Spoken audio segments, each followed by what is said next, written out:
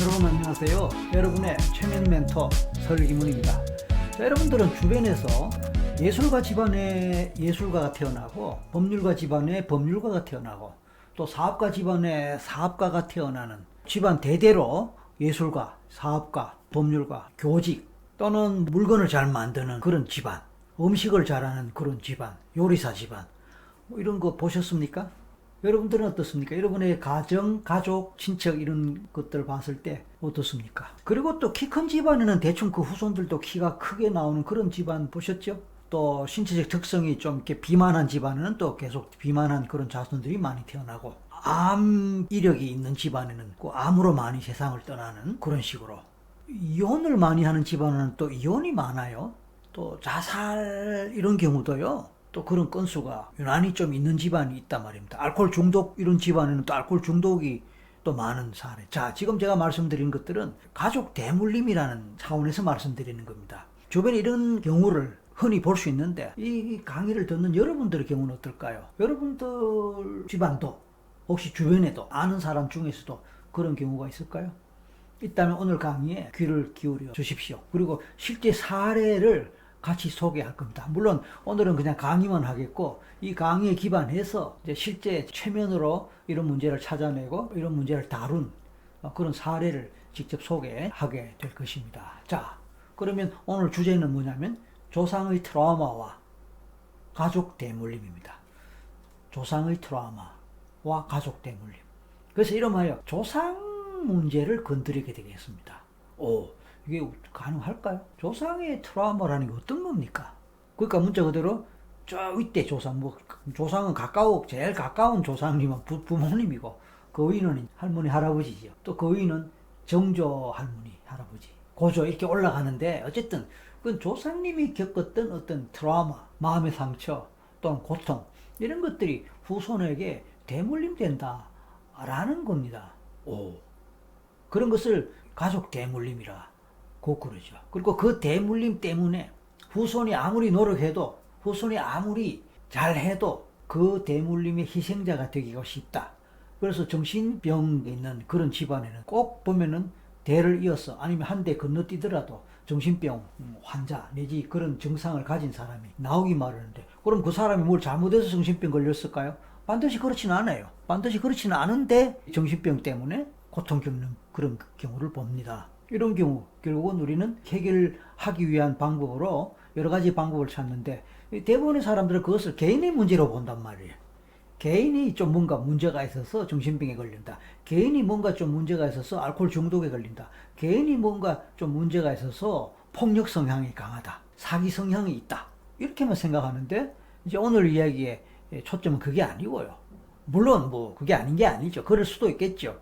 그렇지만 근원을 따져가 봤을 때 저 조상에게서 내려오는 부분들이 영향을 크게 미치는 게 있다. 이 부분을 우리가 관심 깊게 보고 다루어야 효과적으로 치료가 되거나 효과적으로 문제가 해결될 수 있다라는 차원에서 오늘 말씀드리는 겁니다. 그래서 오늘의 주제는 조상의 트라우마와 가족 대물림 이렇게 주제를 잡았습니다. 그거 가능한 일일까요? 그리고 어떻게 해결될 수 있을까요? 이제부터 자료를 보면서 하나씩 설명드리고 예도 들어드리겠습니다. 이제 실제적으로 대물림 사례를 소개하겠습니다. 이 사례에서 보면은 앞에서 말씀드렸던 가족 내에서 조상에서부터 내려오는 또 실질적으로 대물림이라고 할 수 있는 그 부분이 정말로 얼마나 큰 문제가 될 수 있는지 정말 또 경우에 따라 심각한 문제가 될 수 있는지 그런 부분도 있지만 이런 일들이 흔치는 않을지 몰라도 주변에서 덜어 접할 수 있는 상황이고 스토리다 라는 겁니다. 그래서 오늘 소개할 이 내용도 흔하진 않지만 그럴 수도 있구나 라는 차원에서 한번 들어봐 주시면 좋겠습니다. 이 얘기는 어떠한 사례자로부터 출발합니다. 제가 시간선 치료라는 자격과정을 가르치는 클래스에서 수강하고 있는 한 40대 여성입니다. 직장인이죠. 40대 여성인데 시간선 치료라는 거는 현재, 과거, 미래 이게 다 하나의 시간선으로 연결된다는 논리로 현재의 지금 내 문제의 출발은 과거 어느 때부터 시작됐다. 우리가 그걸 다 기억하지 못할지라도 우리 무의식 내지 잠재의식에서는 그걸 기억하기 때문에 그 기억하는 그것을 찾아낸다면 근본 원인을 찾아서부터 현재의 문제를 해결하는 데 도움된다. 뭐 그런 논리로 이제 시간선 치료라는 게 있습니다.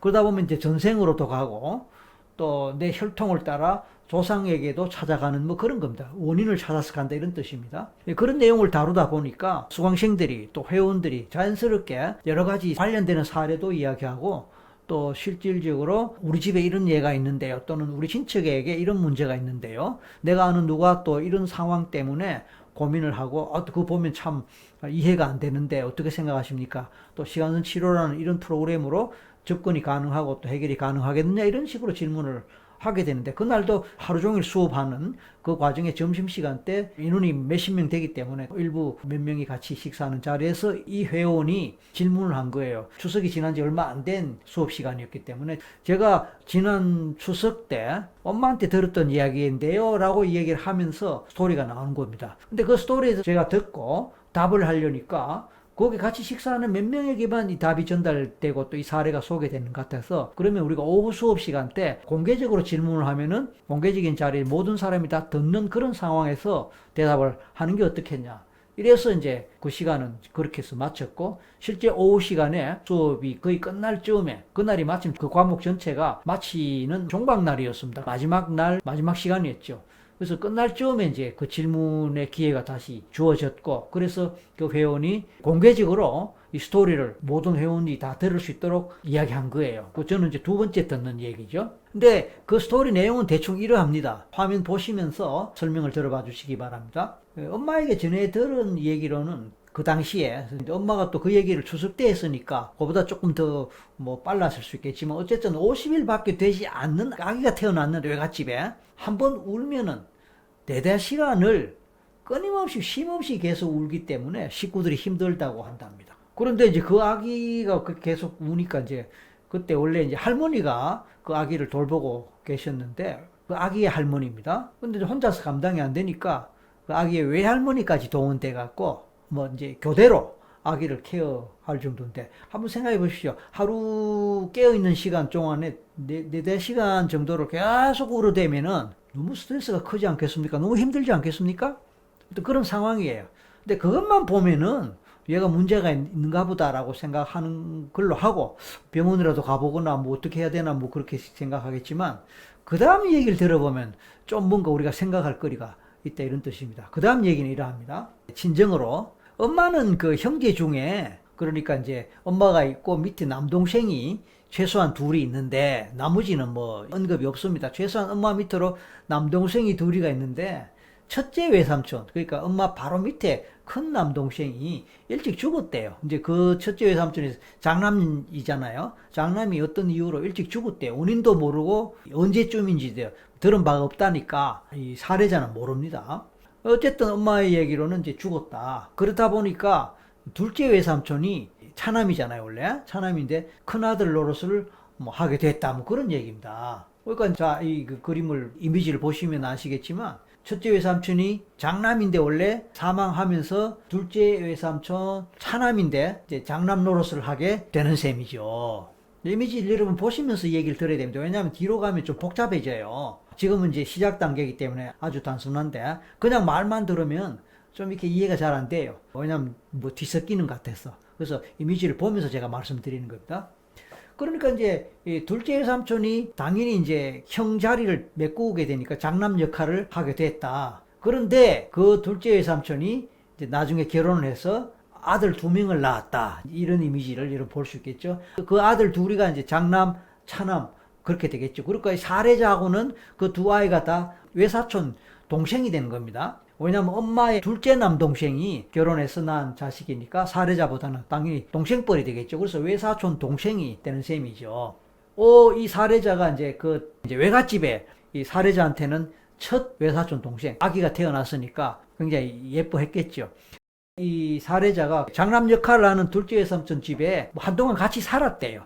그런데 그 사는 동안에 운명이 어떻게 됐는지 하필이면 큰아이가 장남이 사고로 죽어버린 거예요. 그때 이제 이 사례자는 외삼촌네 집에 뭐 어떤 이유로 같이 살고 있을 때였대요. 그러니까 처음에 태어났을 때 너무너무 예뻐했고 어릴 때도 예뻐했는데 그때는 같이 안 살았나 봐요. 근데 중간에 이제 뭐 같이 사는 기간 동안에 하필이면 그 장남 아이가 또 죽어버렸대요.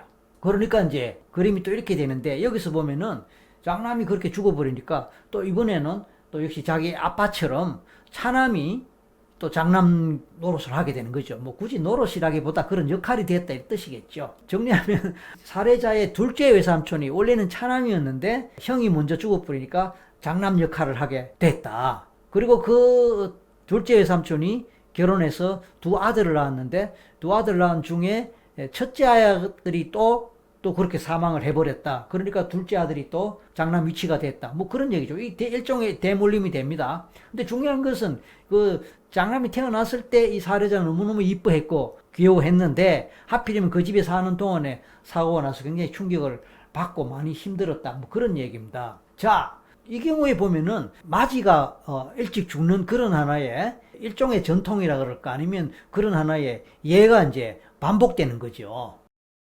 그런데 문제가 이제 여기서 생깁니다. 둘째 차남이 역시 아빠처럼 형의 위치가 돼갖고 사실은 장남 노릇을 또 했겠죠. 근데 이 외사촌 동생이 나중에 결혼해서 이제 아들을 하나 낳았어요. 그 아들이 오늘 이 사례의 주인공이 됩니다. 따지고 보면은 살해자가 주인공인처럼 제가 말씀드렸지만, 그 내용으로 갔을 때는 이 태어났는 아기가 얘가 이제 주인공이 되는 셈이죠. 그러니까 태어난 지 50일 됐다, 이제 그 얘기로 다시 돌아갑니다. 그렇게 돌아갔을 때 이 아들은 살해자를 기준으로 봤을 때는 외오촌 조카가 되는 셈입니다.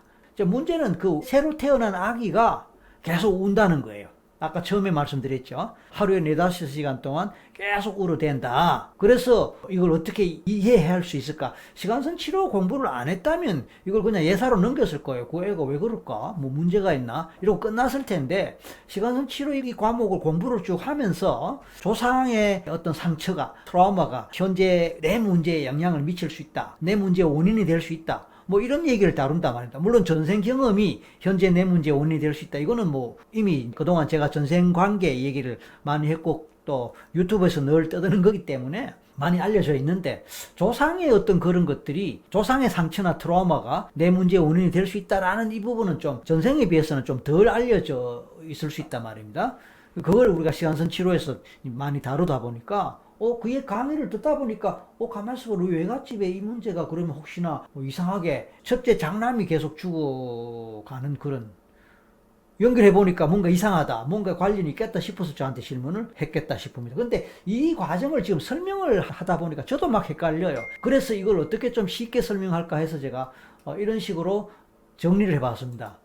정리를 해보니까 하나의 번호를 매겨보는 거예요. 번호를. 그 번호는 엄마 대에 A를 부여해서, 그래서 첫째 외삼촌은 A1, 둘째 외삼촌은 A2, 그 다음에 자기의 이제 같은 학렬이 되는 후손, 그러니까 외사촌 첫째 장남은 B를 줬고 B1, 차남은 B2로, 그 다음에 새로 태어난 아기는 한 대 더 내려갔으니까 C로 부여를 했습니다. 그걸 보니까 A1과 B1이 각각 사망했고, A2와 B2는 원래는 차남인데 위에 형이 사망함으로써 장남의 입장이 됐다. 이제 그거 정리가 됐죠. 그리고 C는 한 대 내려갔는데 혼자다, 현재로는. 근데 얘가 지금 문제가 되고 있다. 그런 얘기입니다. 이제 이 그림을 보면서 같이 이해를 하니까 훨씬 쉬워졌을 겁니다. 그렇다면 우리는 여기서 이런 의문을 던져볼 수 있습니다. 만약에 C, 이 아들이 지금 울음을 멈추지 않는 이 상태에 있는데, 이게 이상하다 말이에요. 정상은 아니잖아요. 근데 얘가 만약에 동생이 태어난다면 어떨까라는 것하고, 지금 그럼 혹시 이 C에 해당하는 이 아들이, 그러니까 살해자의 조카입니다. 조카가 혹시나 위에 얘 입장에서는 할아버지 형님이죠. 할아버지, 그 다음에 또 아빠의 형이니까 큰아빠, 이 흐름을 타고 있는 건 아닌가. 집안의 첫째 자손이 일찍 죽는 그 흐름을 타는데, 여기서는 지금 아들 자기 혼자만 있으니까 큰아들이라고 말할 수 없죠. 그러니까 먼저 세상을 떠는 그런 단계는 아니지만 1차적으로 뭔가 영향을 받고 있지는 않을까. 그래서 그 영향이 일단은 좀 상식적으로 이해하기 어려운 울음을 멈추지 않는 이 상태가 아닐까, 이 상황이 아닐까, 그렇게 생각이 드는 거예요. 그 영향을 받지 않을까, 그 얘기죠. 그러면서 어떤 생각을 해보느냐 하면은, 만약에 이 아이에게 동생이 태어난다면 이 아들이 결국 자연적으로 장남이 되잖아요. 그래서 문제가 된다면 또 단명하는 것은 아닐까라는 그런 추측을 하게 되면서 이런 의문을 갖게 됩니다. 그럼 일단은 현재 2대에 걸쳐서 장남이 단명하는 상황이 됐고 3대에 와서는 아직 아기이기 때문에 단명이란 단어를 쓸 수가 없단 말입니다. 근데 만약에 이걸 추측을 해본다면 세월이 더 지나서 동생이 태어나고 등등 한다면 혹시나 이 장남이 또 단명하는 상황이 생기지 않을까라고 우려 섞인 추측을 해볼 수 있는데, 여기서 우리는 과연 그러면 이런 하나의 운명적인 이것이 어디서부터 시작됐을까? 그 근원적인 출발지는 어딜까? 어느 조상 때부터 시작됐을까? 친가 쪽일까? 외가 쪽일까? 하는 의문을 가져봄직하거든요. 그리고 동시에 이 끝은 어디까지 갈 것인가? 3대까지 내려왔다고 본다면 그 다음에 이 차남이 또 장남 역할을 맡겠죠. 나중에 이제 만약에 동생이 태어난다면 또 형이 단명한다면 그러면 그 아이가 또 결혼해갖고 또 아들을 낳았을 때 또 그런 문제가 또 대물림하지 않을까라는 그런 막연한 의문을 가져봄직하단 말입니다. 그 다음 만약에 여기서 아들이 아니고 여자가 끼었다면, 마지가 여자라면은 그건 괜찮을까? 아마 추측컨대 살해자의 엄마가 여자니까 엄마는 아직 살아있는데 남자니까 장남이 먼저 세상을 떠났다 단명했다, 이 논리에서 남자만 피해를 본다, 이 논리로 자연적 결론이 나오지 않을까? 그런 생각을 해보는 겁니다. 여러분 어떻게 생각하세요? 자, 이런 사례가 이 집에서 이제 아이가 울음을 멈추지 않는 이런 형태로 장남이 단명하는 이런 형태로 나왔지만 다른 집에는 다른 형태로 나타나는 경우가 많거든요. 단명하는 게 아니고 정신병자가 된다거나 아니면 장애인이 된다거나 아니면 교통사고로 죽는다거나 감옥소를 자주 들락거리는 그런 운명이 된다거나 자살한다거나 살해당하는 걸로 생을 마친다거나 뭐 이런 경우 저런 경우, 그 다음에 심각한 암과 같은 그런 걸로 또 일찍 죽는다거나, 그랬을 때 이런 문제를 영적인 차원에서 아니면 조상의 어떤 흐름이 대물림된다는 차원에서 다루는 분야가 이제 생기게 되는 거예요. 그것이 바로 영어로 하면 ancestral healing coaching, 조상을 ancestral라고 중학교 때 배우는 단어입니다. ancestor. 그래서 그 단어와 연결되는 단어로 ancestral, 조상의란 뜻입니다. 그래서 조상을 힐링하는, 조상의 힐링이다 이런 뜻인데, 그 다음 ancestral coaching, 조상 문제와 관련해서 코칭한다, 뭐 이런 개념으로 이해하시면 되겠습니다. 이런 개념이, 이런 분야가 서구에서는 이미 나와 있어요. 우리나라에는 좀 생소하지만 우리나라는 보통은 민간에서 구설을 할 때 조상이 어쩐다 이런 말을 많이 듣잖아요. 그리고 구설 통해서 그 문제를 해결해 준다 이런 식으로 민간에서는 많이 전해 내려왔지만, 또 절 같은 데 가면은 천도제 같은 거 지날 때 조상 천도제 한다 이런 얘기를 합니다. 그럼 조상 천도제를 왜 합니까 하면은 조상이 뭐 좀 노해갖고 조상이 뭐 제대로 못 먹고 굶어서 돌아가셔갖고 그 화가 후손에게 미치니까, 그래서 우리 아들이 시험에 자꾸 떨어지고 또 결혼을 잘 못하고 자꾸 아프고 하는 것이 조상님 그런 거니까, 자, 그런 분들을 위해서 제를 올려야 된다. 천도, 좋은 곳으로 잘 갈 수 있도록 제를 올려야 된다. 이게 조상 천도제거든요. 또는 구병시식 또는 구명시식이란 말도 있고요. 절에서 하는 겁니다. 이렇게 함으로써 조상을 달래주는, 아니면 죽은 사람을 달래주는 뭐 그런 얘기예요. 우리나라에도 그런 게 있는데 다 민간이란 말이에요. 민간, 무속, 그 다음에 종교에서 조상을 위한 제를 올린다. 불교다 말입니다. 반면에 이제 기독교나 뭐 이게 천주교도 기독교의 큰 카테고리에서 본다면 특히 천주교는 조상을 위한 기도 이런 게 있더라고요. 기독교, 개신교는 없단 말이에요. 그런데 심리학 계통에서 하는 거는 우리나라에서는 없단 말이에요. 근데 서양에서는 먼저 이 부분이 발달된 거예요. 그 전생치료라든지 전생 기법이 발달된 거와 마찬가지로 빙의치료나 빙의를 다루는, 최면에서 다루는, 이것도 넓은 의미의 심리학적 타원에 해당된단 말이에요. 물론 교과서적 심리학, 정통 심리학, 학교 심리학, 학문적 심리학, 여기서는 물론 이제 그런 거를 배제하고 비과학적이라고 해서 다루지 않지만 실제 대체 심리학 분야에서는 이런 걸 많이 한단 말이에요. 정신과 의사 중에도 하는 분 많이 있고, 이제 서양에서 이야기입니다. 또 심리학자 중에 또 심리학 하지 않는 사람이라도 전생이라든지 빙의 문제 이런 걸 다루는데 넓은 의미에서 심리학적 백그라운드를 갖고 한단 말이에요. 근데 우리나라는 아직까지 그런 거 제도권 학문에서, 제도권 심리학 쪽에서, 의학에서 안 다룬단 말이에요. 그런데 조상을 힐링하는 이런 차원에 조상이 어떤 상처, 트라우마 뭐 때문에 조상이 상처 입은 상태로 그 에너지가 자손에게 계속 전달된다 이런 의미거든요. 그런 것이 서양에서는 조상 힐링, 조상 코칭 이런 개념과 이런 분야로 이미 되고 있어요. 근데 우리나라는 거의 생소하거든. 그래서 이번에 제가 그런 걸 좀 여러분에게 소개해 드리려고 합니다. 그냥 이론으로 말만 하면 좀 와닿지 않으니까 마침 좋은 사례가 있어서 사례를 소개하면서 이런 이론적인 얘기도 좀 소개해 드리는 겁니다. 오늘은 첫 시간으로 먼저 개념을 먼저 소개하면서 이어 제가 소개할 실제 사례 동영상, 그러니까 실제로 최면 상담, 바로 이 내용을 다루는 사례자를 대상으로 한 최면 상담, 이 부분을 녹화한 걸 여러분에게 보여드릴 거예요. 그것이 이제 이어서 제가 2편, 3편으로 소개시켜 드릴 거니까 전체적으로 묶어서 여러분이 시청하시고 공부하시면 굉장히 도움 될 것입니다. 일단 먼저 1편을 소개시켜 드리는데 한 가지만 더 말씀드릴게요. 그러면 조상치유는 뭔가? 조상치유는 영적인 관점에서 대물림된 그 상처와 트라우마를 치유하는 방법이고, 이 방법은 조상으로부터 내려오는 에너지나 상처를 치유함으로써 후손에게 전달되는 부정적인 영향을 줄이는 데 중점을 둔다는 거예요. 이를 위해